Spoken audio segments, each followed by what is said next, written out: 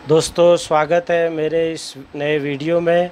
दोस्तों मैं आज से एक नई श्रृंखला शुरू कर रहा हूं MVC की, जिसमें आप सीख पाएंगे कि ASP.NET MVC में वेब एप्लीकेशन कैसे बनाते हैं। हेलो दोस्तों, मेरा नाम मनोज कल्ला है। I provide hand holding training in this all this technology. आइए वीडियो शुरू करते हैं। ASP.NET MVC क्या है और इसके फ़ायदे क्या है और इसके नुकसान या एडवांटेज डिसएडवांटेज क्या है।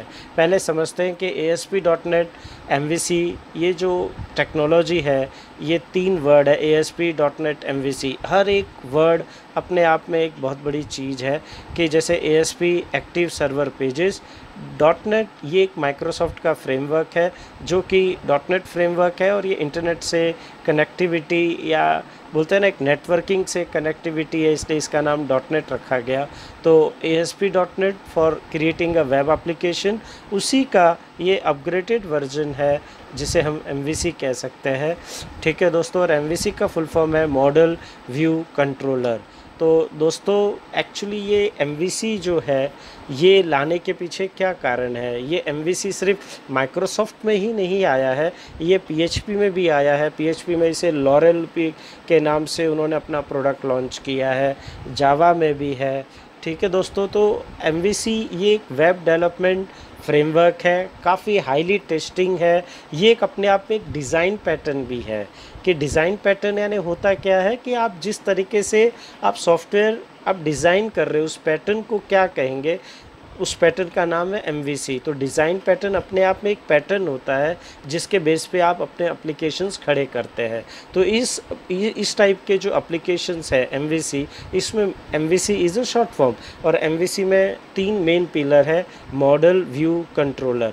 तो अब दोस्तों जैसे कि आप देखेंगे कि धीरे धीरे हमारा जो डेवलपमेंट हो रहा है, विकास होते जा रहा है, वो ASP.NET का विकास देखिए 4 स्टेज में अभी चौथे स्टेज पे ASP चल रहा है कि एक तो क्लासिक ASP जिसमें हम VB स्क्रिप्ट चला के किया करते थे, और अभी जो चल रहा है अगर आप देखेंगे कि क्लासिक ASP आया, वेब फॉर्म आया, अभी MVC आया, और ये कोर भी चल रहा है। MVC और कोर में सिर्फ 19-20 का फ़र्क है, वो भी MVC पैटर्न पर ही काम कर रहा है और MVC तो खुद MVC है ही है। ठीक है, तो ये MVC का लेटेस्ट वर्जन आप समझ लीजिए। तो ये जो MVC फ्रेमवर्क है, ये मतलब पूरा लाइट वेट है, मतलब इसमें आप हाईली ज़्यादा से ज़्यादा आप क्लाइंट साइड लिख रहे हैं, और ऐसा क्लाइंट साइड का चलन होता गया कि आप देखिए आज जावा स्क्रिप्ट फ्रेमवर्क ही ज़्यादा चल रहे हैं। Angular, react JS, view JS, can do UI कह लो, एम्बर JS कह लो।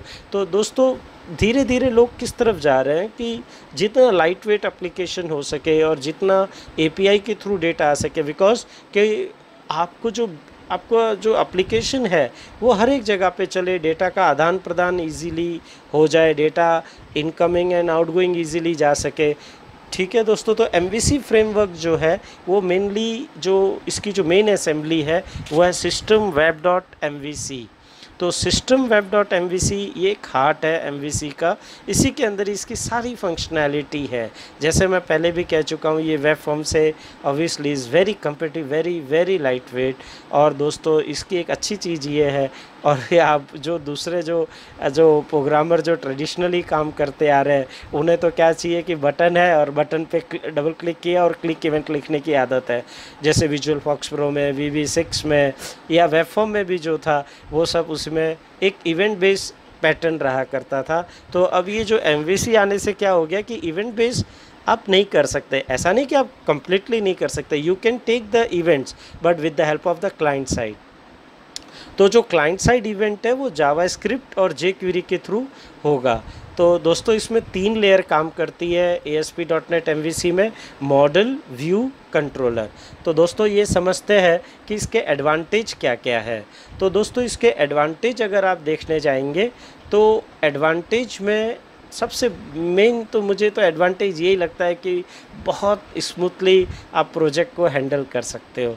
क्यों? क्योंकि आप जैसे वेब फॉर्म अगर इसे एक कदम पीछे जाएंगे वेब फॉर्म में, तो उसमें सिर्फ 2 ही लेयर थे, एक तो उसका ASPX और दूसरा कोड बिहाइंड। लेकिन यहाँ पे आप देखिए 3 भागों में उसको विभक्त कर दिया गया है। It's divided into 3 part, model, view, controller.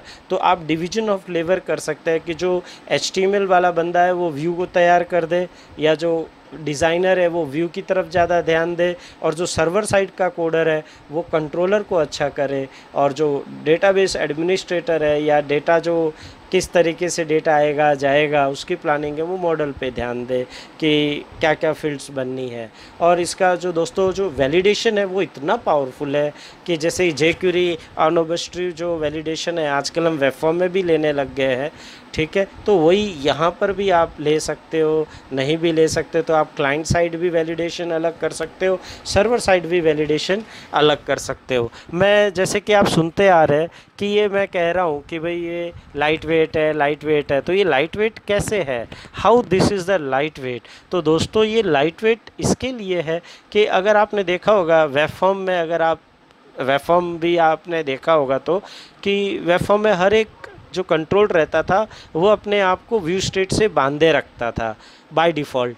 अगर आपको नहीं रखना है तो आप उसे व्यू स्टेट ना इनेबल और डिसेबल कर सकते थे, लेकिन जो व्यू स्टेट होता था वो अपनी वैल्यू उसी पेज पर ही स्टोर किया करता था इन हिडन फील्ड फॉर्मेट में।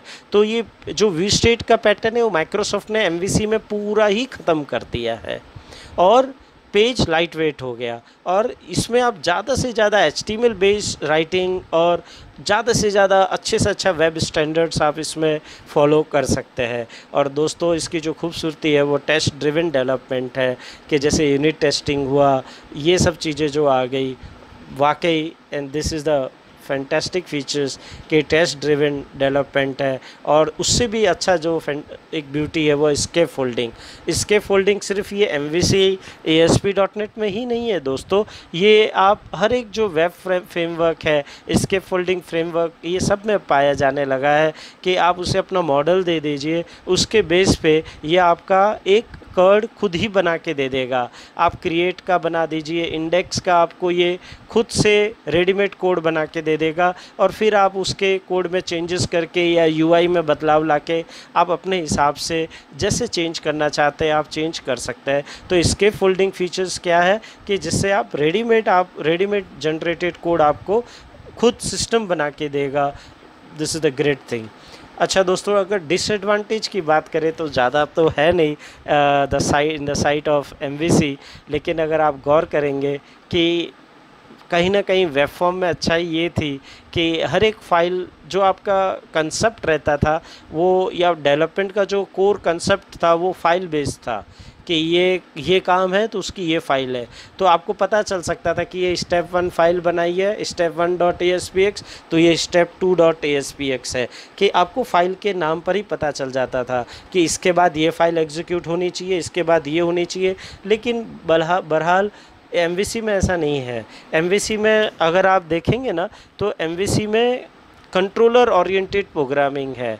एक कंट्रोलर के अंदर आप 500 एक्शन रिज़ल्ट बनाइए ना, एक्शन रिज़ल्ट जितने बनेंगे स्वाभाविक तो नहीं है कि उतने व्यू बने, लेकिन हाँ ये ज़रूर है कि आप व्यू उस कंट्रोलर के बेस पे आपको बनाने हैं, और कंट्रोलर जो काम करेगा वो एक्शन रिज़ल्ट पे काम करेगा, ठीक है। तो एक्शन रिज़ल्ट जो करता है उससे आपको ये थोड़ा पता लगाना थोड़ा सा भारी पड़ जाता है कि ये स्टेप के बाद दूसरा स्टेप कौन सा होगा, ठीक है। और जो मुझे दूसरा जो इसमें जो डिसएडवांटेज जो मैंने काफ़ी रिसर्च करने के बाद आपके सामने लाया हूँ, ये कि वेब फॉर्म में अगर आप देखेंगे तो आपको प्रीव्यू दिख जाता था कि जैसे कि आप ड्रीम वीवर में देखते थे कि आप HTML कोड लिख रहे हो तो उसका प्रीव्यू भी देख सकते हो, या फ्रंट पेज में, या बहुत सारी चीज़ें हैं आप उसमें देख पाते हो। लेकिन MVC में वही पुराने ज़माने की याद आ गई कि आप अपने कोडिंग लिखिए और एग्जीक्यूट करके देखिए तो आपको उसका प्रीव्यू देखने मिलेगा। और लास्ट वन जो है डिप्लॉयमेंट थोड़ा सा ट्रिकी सा महसूस होता है